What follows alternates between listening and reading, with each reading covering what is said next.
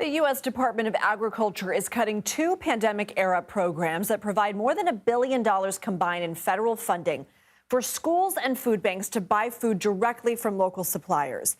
The action will cut roughly $660 million from the Local Food for Schools program, which is active in 40 states for the year.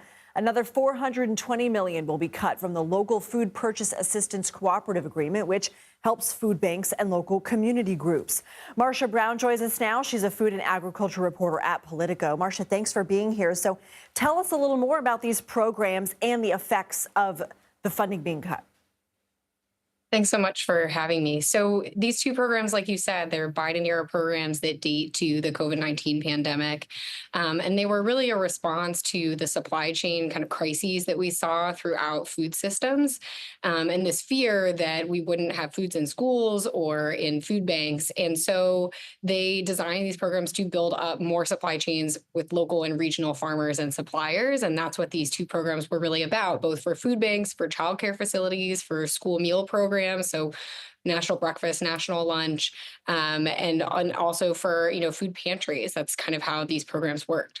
Yeah, actually, CBS News spoke to my school district, K through 12, the Scottsdale Unified School District in Arizona, which said that this will wipe out $100,000 in funding, which is mostly fruits and vegetables, not only meant to help keep food costs low, but also to help local farmers. So in some communities, school lunch is really the only food kids eat all day. Could this affect their nutrition?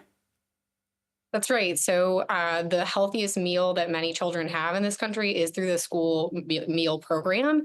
And the School Nutrition Association, which represents school nutrition professionals across the country, they've said that these programs are really important to meeting that need and in improving nutrition for children. We've seen that the administration has emphasized Buy American, and then these programs also helped with meeting those requirements. The administrations have the Biden administration also pushed towards scratch cooking and kind of building out cooking in these schools, and that required fresh food, and that came from local and regional supply chains through these programs. So how are officials responding to these cuts, and do you expect there will be legal challenges? So we've seen really swift backlash from mostly Democrats on the Hill, and we haven't seen legal challenges yet.